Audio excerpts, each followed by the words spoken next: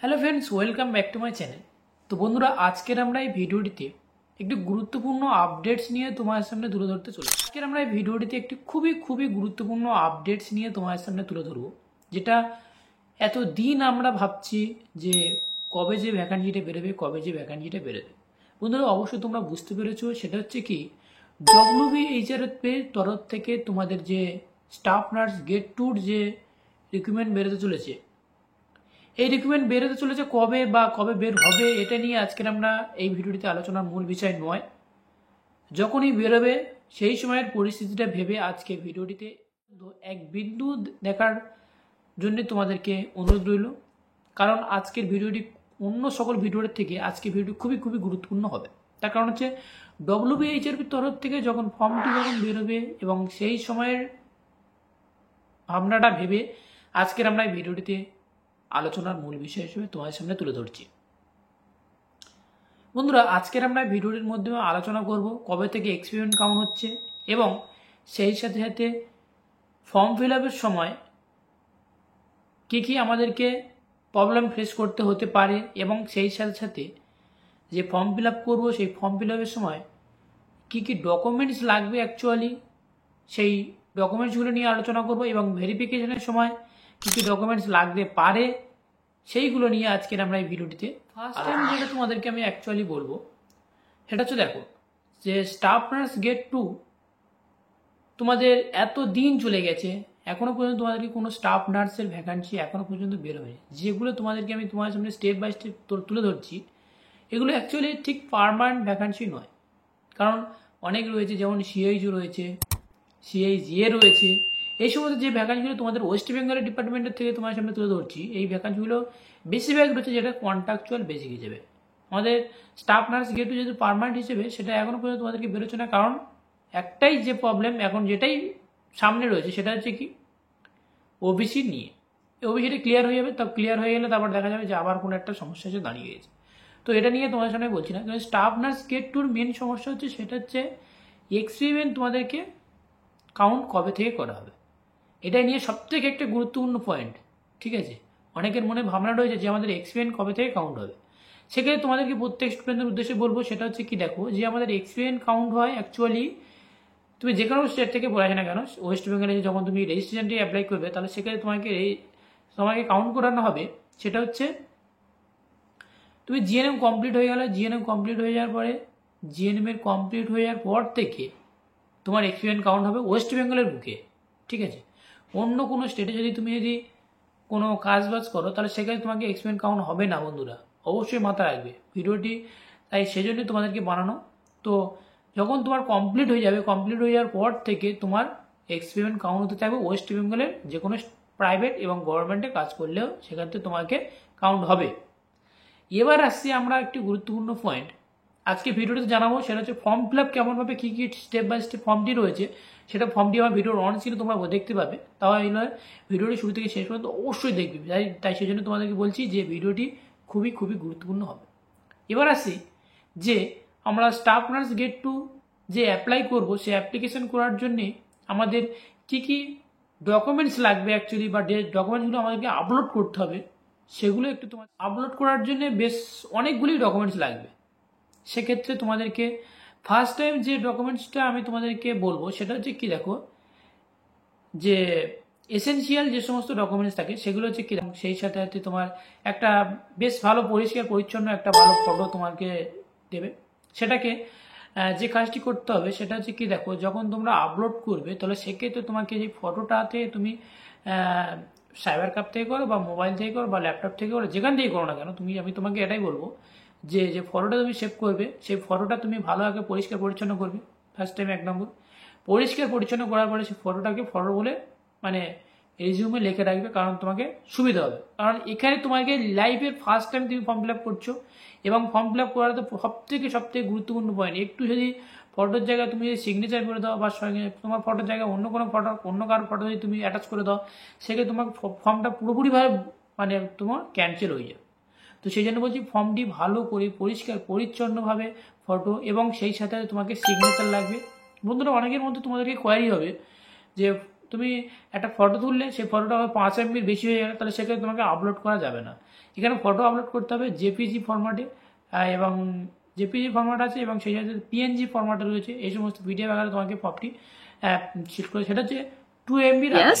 2 MB বেশি হলে হবে না, 2 MB বেশি হলে একদমই হবে না, সেক্ষেত্রে 2 MB কম হলেও অবশ্যই হবে, তাহলে সেক্ষেত্রে 2 MB উপরে গেলে হবে না। এটা গেলে 1 নম্বর। সিগনেচারও সেম, পরিষ্কার পরিচ্ছন্নভাবে সিগনেচার করবে একটা সাদা কাগজের উপরে। নেক্সট আমরা আছি সেটা হচ্ছে কি, দেখো ফটো গেল, সিগনেচার গেল, এবার আসছি আমরা অ্যাড্রেস প্রুফ হিসেবে তোমাকে লাগবে। অ্যাড্রেস প্রুফ হিসেবে তোমাকে এমন একটা যে অ্যাড্রেস প্রুফ দিতে হবে, সেখানে তোমাদেরকে অবশ্যই সেই সব কিছু অ্যাড্রেস থাকবে, সেখানে অ্যাড্রেস প্রুফ হিসেবে একটা লাগবে, এখানে তুমি আধার কার্ড দিতে পারো। এবার আসছি আমরা সেটা হচ্ছে কি caste certificate, must caste certificate যারা রয়েছে, যাদের কাস্ট সার্টিফিকেট রয়েছে, কাস্ট সার্টিফিকেটটা লাগবে 2 MB আকার, সবগুলো এগুলো 2 MB ভিতরে হতে হবে, ঠিক আছে। এবার আসছি আমরা ক্লাস 10 মার্কশিট লাগবে, মার্কশিট এবং সেই সাথে 12 মার্কশিট অবশ্যই লাগছে। এবার আসছি জিএনএম, বিএসটি এবং পোস্ট পিএসসি যে সমস্ত ক্যান্ডিডেটরা ফর্ম ফিল আপ করবে স্টাফ নার্স গ্রেড 2 জন্য, সেই ফর্ম ফিল আপটি অবশ্যই তোমাদেরকে করার জন্য 2 MB ভিতরে হতে হবে। এখানে তোমাদেরকে একটা বলে রাখি, যে সমস্ত স্টুডেন্টরা জিএনএম রয়েছে বা বিএসসি রয়েছে বা পোস্ট পিএসসি রয়েছে, তোমরা অনেকেই বলবে যে এখানে তোমাদেরকে চাওয়া হচ্ছে যে মার্কশিট চাওয়া হচ্ছে, তাহলে সেক্ষেত্রে তোমাদেরকে জিএনএম এর ক্ষেত্রে 3টে ইয়ারের মার্কশিট রয়েছে, কারণ ফার্স্ট ইয়ার, সেকেন্ড ইয়ার এবং থার্ড ইয়ারে। ওকে, তাহলে কি করতে হবে তোমাকে, এখানে জিএনএম এর ক্ষেত্রে তোমাদেরকে প্রথমে পিডিএফ আকারে তৈরি করতে হবে, ফার্স্ট ইয়ারের মার্কশিট, সেকেন্ড ইয়ারের মার্কশিট, থার্ড ইয়ারের মার্ক, বিএসসির ক্ষেত্রে 4টি ইয়ারে মানে 4th ইয়ারের মার্কশিট এরকমভাবে সাজাবে।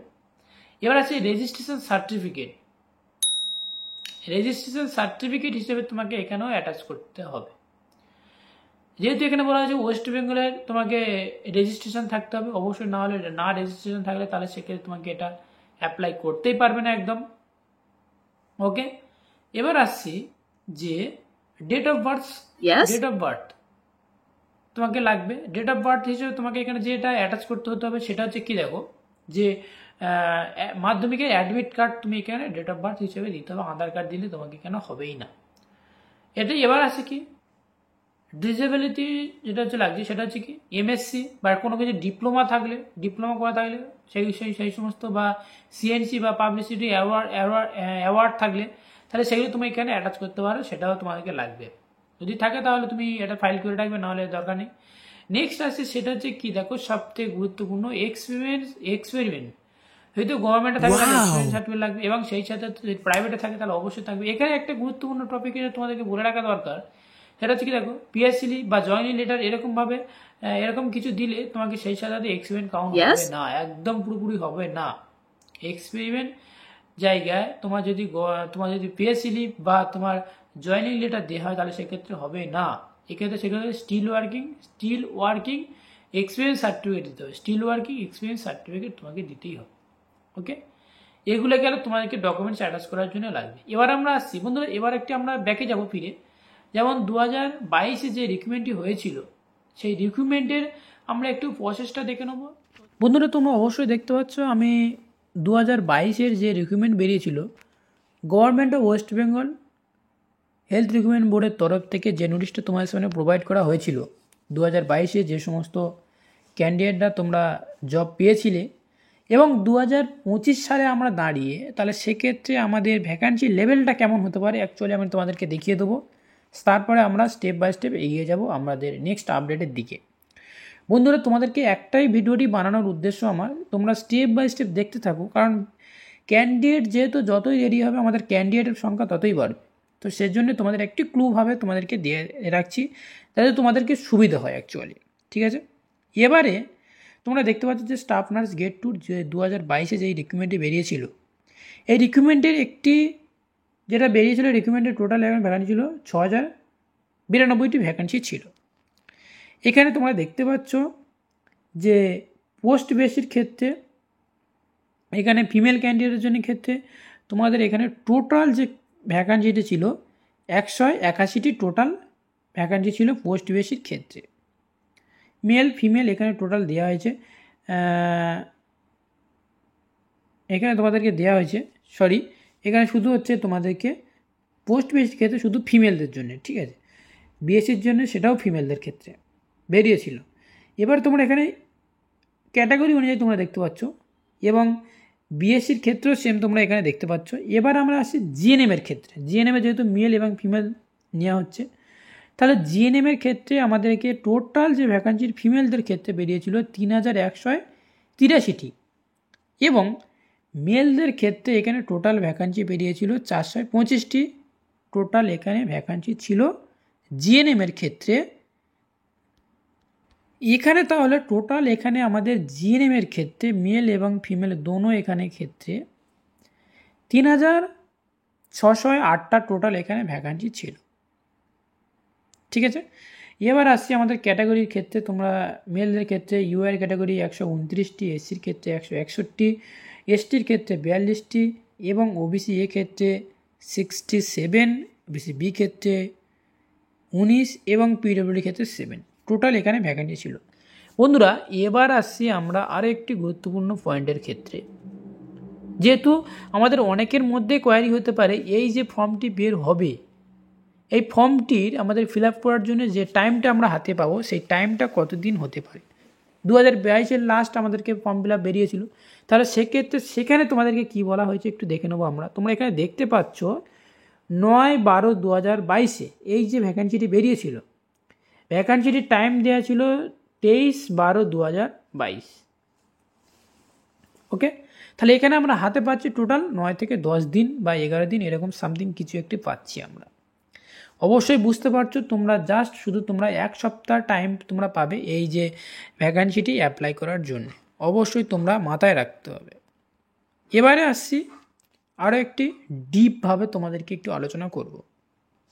বন্ধুরা, আরও একটি ফর্ম তোমাদেরকে ওপেন করে নিয়েছি বা নোটিশ তোমাদেরকে ওপেন করে নিয়েছি, যেটা ওয়েস্ট বেঙ্গল হেলথ রিক্রুটমেন্ট বোর্ডের তরফ থেকে একেবারে সরাসরি যে ফার্স্ট যে নোটিশটা বেরিয়েছিল, মানে যে রিক্রুটমেন্ট বেরিয়েছে, রিক্রুটমেন্ট বেরোনোর জন্য যে তোমাদের একটা যে ফার্স্ট টাইম একটা ফর্ম যে বের হয়, সেই ফর্মটি ঠিক এইরকম পিডিএফ আকারে তোমরা দেখতে পাবে।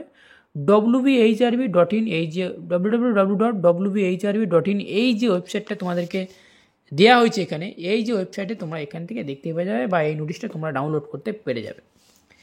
এখানে তোমরা নোটিশটার মধ্যে কী লক্ষ্য করতে পারবে, এখানে যে পোস্টিং নেম তোমরা দেখতে পাবে, যে পোস্টার যে রিক্রুটমেন্টে বেরিয়েছে সেই রিক্রুটমেন্টের নেম তোমরা এখানে দেখতে পেয়ে যাবে। সেই সাথে সাথে অ্যাপ্লিকেশনে অনলাইন সাবমিশন ডেটটাও তোমরা এখান থেকে পেয়ে যাচ্ছ, যেটা তোমাদেরকে নিয়ে আলোচনা করলাম। এখানে অনলাইনের মাধ্যমে তোমরা এটা সেটা অ্যাপ্লাই করতে তোমরা দেখতে পারো। এটা পার্মানেন্ট ভ্যাকান্সি, সেটাও তোমরা দেখতে পেয়ে যাবে। নিচের দিকে স্ক্রল ডাউন করলে তোমাদের এখানে টোটাল যে স্যালারিটা দেওয়া হবে সেই স্যালারিটা তোমরা এখানে দেখতে পাবে। এবার আসছি একটি গুরুত্বপূর্ণ পয়েন্টে, যেটা হচ্ছে আমি তোমাদের এতক্ষণ বলবার জন্য ওয়েট করেছিলাম। এখানে টোটাল জিএনএম মেল এবং ফিমেল ক্যান্ডিডেটদের ক্ষেত্রে এখানে তোমরা দেখতে পাচ্ছ যে টোটাল এখানে যে ভ্যাকান্সিটা আনরিজার্ভ ক্যাটাগরিদের জন্যে 1287টি টোটাল এখানে ভ্যাকান্সি ছিল, যেটা দেখতে পাচ্ছ আমার ভিডিওর অন স্ক্রিনে। এখানে মেল এবং ফিমেল ক্যান্ডিডেটদের জন্য আজকের আমরা 2025-এ দাঁড়িয়ে এবং 2022-এর নোটিশ যদি ভালোভাবে আমরা লক্ষ্য করি, তাহলে সেক্ষেত্রে তোমরা একটা ডিফারেন্স দেখতে পাবে বন্ধুরা। এই জন্যে আজকের আমরা এই ভিডিওটি বানানোর মেন উদ্দেশ্য। ঠিক আছে, এবার আমরা এখানে দেখব যে টোটাল এখানে ভ্যাকান্সি ছিল আনরিজার্ভ ক্যাটাগরি থেকে 1287টা টোটাল এখানে ভ্যাকান্সি ছিল মেলের এবং ফিমেলের ক্ষেত্রে। নিচের দিকে আমরা যদি স্ক্রল ডাউন করি তাহলে এখানে টোটাল তোমরা এসসি ক্যাটাগরির নেক্সট যেটা দেখতে পাবে, এসসি ক্যাটাগরির 1013টি ফিমেল ছিল এবং সেক্ষেত্রে তোমার মেল সংখ্যা ছিল 161টি, টোটাল ভ্যাকান্সি ছিল 1174টি টোটাল এসসি ক্যাটাগরি ছিল। এবার আসছি আমরা এসটি ক্যাটাগরি টোটাল 296টি ছিল এবং ওবিসি এ ক্যাটাগরি ছিল 591টি এবং ওবিসি বি ক্যাটাগরি ছিল 174টি। এখানে টোটাল ভ্যাকান্সিগুলো অবশ্যই তোমরা দেখতে পাচ্ছ, যেটা টোটাল এখানে ভ্যাকান্সি ছিল আমাদের 3608টি টোটাল জিএনএমের ক্ষেত্রে। এবারে আসছি পিডব্লিউডি ক্যান্ডিডেটের ক্ষেত্রে হয়েছে। তো এখানটা আমরা গেল জিএনএমের টোটাল ভ্যাকান্সি ছিল 3608টি টোটাল ভ্যাকান্সি ছিল, তার মধ্যে ফিমেলদের ক্ষেত্রে 3183টি এবং মেলদের ক্ষেত্রে 4225টি। বন্ধুরা তোমরা এখানে দেখতে পাচ্ছ একটা জিনিস ভালোভাবে লক্ষ্য করতে পারছো, আজকে 2025-এ দাঁড়িয়ে যেখানে 2 থেকে 3 বছর 22, 23, 24, 25 অর্থাৎ 2 বছর এখানে কোনো ভ্যাকান্সি বের হয়নি, তাহলে সেক্ষেত্রে যদি আমাদের 6000 এখানে ভ্যাকান্সি বের হয়, যেহেতু তোমাদের 6092টি টোটাল এখানে ভ্যাকান্সি বেরিয়েছিল, যেটা তোমাদেরকে আমি দেখালাম নোটিশের মধ্যে। তো এখানে যদি 6000 যদি ভ্যাকান্সি বের হয়, তাহলে সেক্ষেত্রে আমরা 2025-এ দাঁড়িয়ে এখানে 2 বছর প্রায় 2 বছর 3 বছর ভ্যাকান্সি বের হয়নি, তাহলে সেক্ষেত্রে যদি 6000 ভ্যাকান্সি বের হয় আর ক্যান্ডিডেটের সংখ্যা তোমাদের যদি 10000 যদি বের হয়, বলাই ভুল হবে, কারণ 2022-এ 10000 ছেলে অ্যাপ্লাই করেছিল 6000 ভ্যাকান্সিতে। এখানে যদি 20 থেকে 25000 ক্যান্ডিডেট যদি এখানে অ্যাপ্লাই করে, তাহলে সেক্ষেত্রে 6000 যদি ভ্যাকান্সি বেরোয়, তাহলে এক্ষেত্রে আমাদের মেল ক্যান্ডিডেট বলো বা ফিমেল ক্যান্ডিডেট বলো, এক্ষেত্রে টোটাল এইরকমভাবে এইরকম ক্যাটাগরি অনুযায়ী তোমাদেরকে ডিভাইডেড করা হবে যে কতটি কি অ্যাপ্লাই করতে পারবে। তো অবশ্যই তোমরা যে সমস্ত ক্যান্ডিডেটরা বুঝতে পারছো, তারা অবশ্যই তোমরা জানতে পারবে যে কতটি ইম্পর্টেন্ট হতে চলেছে এবং কতটা ট্রাফ হতে চলেছে যে ভ্যাকান্সি অ্যাপ্লাই করা বা চান্স পাওয়ার জন্য। তার জন্য একটাই রয়েছে, স্টাডিটা মাস্ট করতে হবে। এবার আসছি আমরা আরেকটু কমপ্লিট করার জন্যে ইন্ডিয়ান সিটিজেন হতে হবে, জেনারেল নার্সিং মডিফারি কোর্স পাস হতে হবে, and any nursing training school recognized both Indian Nursing Council respected state nursing council, registration as a female male midwifery West Bengal Nursing Council, knowledge of Bengali or Nepali speaking and write। এখানে তোমাদেরকে বলা হচ্ছে নেপালি এবং বাংলা ভাষা বলতে এবং লিখতে হতে হবে। সেক্ষেত্রে তোমাদেরকে নিচের দিকে স্ক্রল করলে 18 থেকে, যেটা চাওয়া হয়েছিল 18 থেকে 39 বছর পর্যন্ত তোমরা এটা অ্যাপ্লাই করতে পারছো। এটা আগের যেটা ছিল অ্যাপ্লিকেশান ফিস ছিল 210 টাকা। এবার ক্যাটাগরি অনুযায়ী রেজ রিলেকশনটি অবশ্যই তোমরা দেখতে পাচ্ছ, যে সমস্ত ক্যান্ডিডেটরা তোমরা ছাড় পাবে। এবার আছে মার্কস ডিস্ট্রিবিউশনের ক্ষেত্রে একাডেমি, যে তোমার যে জিএনএমের ক্ষেত্রে তুমি যে মার্কসটি পেয়েছিলে, সেক্ষেত্রে তোমার 75 মার্কস সব থাকবে এবং এক্সপেরিমেন্ট ক্ষেত্রে তোমার 10 থাকছে এবং ইন্টারভিউতে 15 থাকছে। রিটার্ন যেহেতু 22-এ হয়নি, তাই সেক্ষেত্রে তোমাদেরকে 0 করা হয়েছে। 2025-এ যদি রিটার্ন এক্সামিনেশন হয়, তাহলে সেক্ষেত্রে তোমাকে এখানে মার্কসটি অ্যাড করানো হবে। আরও একটি ডিপের মধ্যে যাচ্ছি, যেহেতু আমরা ফার্স্ট যেটা আমরা নিয়ে আলোচনা করেছিলাম যে এক্সপেরিমেন্ট ক্ষেত্রে, এক্সপেরিমেন্ট কবে থেকে কাউন্ট হচ্ছে, আমাদের জিএনএম পাস হওয়ার পর থেকে আমাদেরকে এক্সপেরিমেন্ট কাউন্ট হয়। সেক্ষেত্রে আমি তোমাদেরকে একটাই কথা বলে রাখবো, সেটা হচ্ছে কি, দেখো এখানে এক্সপেরিমেন্টের ক্ষেত্রে 1 বছর হলে তুমি 2 মার্কস পাবে এবং 1 বছরের বেশি হলে তুমি সেক্ষেত্রে 4 মার্কস পাবে, মানে যত 1 বছর হলে তুমি 2 মার্কস এক্সট্রা পাচ্ছ, সেটা ওয়েস্ট বেঙ্গলের বুকে। এবার আসছে একটি গুরুত্বপূর্ণ পয়েন্টে, সেটা হচ্ছে মার্কস ক্যালকুলেশনের ক্ষেত্রে তোমাদেরকে যত তুমি জিএনএমে পেয়ে থাকবে তার উপর ডিপেন্ডস করে তোমাকে 35 দিয়ে ডিভাইডেড করানো হবে, এখানে সেটাই বলা হয়েছে। এবং তোমরা এই ক্যালকুলেশনটি অবশ্যই আমার ভিডিওর আমার চ্যানেলে দেওয়া আছে, যারা এখনও পর্যন্ত দেখোনি তাদের জন্য অবশ্যই এই রিকোয়েস্টটা রইলো, আমার চ্যানেলে গিয়ে সরাসরি তোমার সেখান থেকে গিয়ে দেখে নিয়ে আসতে পারো। আমি যেটা এক্সপেরিমেন্টের ক্ষেত্রে তোমাদেরকে বলছিলাম, বন্ধুরা তোমরা এখানে দেখতে পাচ্ছ অবশ্যই, যেটা আমি তোমাদেরকে এতক্ষণ বলছিলাম, যদি যদি 24 মাসে যদি কম হয়, অর্থাৎ 2 বছর যদি তোমাকে কম হয়, 2 বছরে যদি 2 বছর হতে তোমাকে যদি 1 মাস যদি কম থাকে, তাহলে সেক্ষেত্রে তোমাকে 2 মার্কস দেওয়াই হবে এবং 1 বছরই পুরো টোটাল কমপ্লিট হতে হবে, তাহলে সেক্ষেত্রে তোমাকে 2 মার্কস দেওয়া হবে। 12 যেটা বলা হয়েছে যে লেস দেন 12 মান্থ, যদি 12 মাসে যদি কম হয়, তাহলে সেক্ষেত্রে তোমাকে 0 দেওয়া হবে। 24 মান্থ হলে, 24 মাস কম হলে, তাহলে সেক্ষেত্রে তোমাকে 2 মার্কস দেওয়া হবে, কারণ তোমাকে 24 মান্থ কমপ্লিট হতে হবে, তাহলে সেক্ষেত্রে তুমি 4 মার্কস পাবে। ঠিক আছে, যারা বুঝতে পারছো না তারা ভালো করে ভিডিওটি ফাউলকে লক্ষ্য করবে। নিচের দিকে স্ক্রল ডাউন করলে এখান থেকে আরও যে সমস্ত ইম্পর্টেন্টগুলো তোমাদেরকে তুলে ধরা হচ্ছে। বন্ধুরা এই সমস্ত ইম্পর্টেন্ট আপডেটগুলো ছিল এবং এটাই ক্ষেত্রে তোমাদেরকে এই নোটিশটা তোমাদের সামনে তুলে ধরার আমার একটাই কারণ, যে সমস্ত স্টুডেন্টরা তোমরা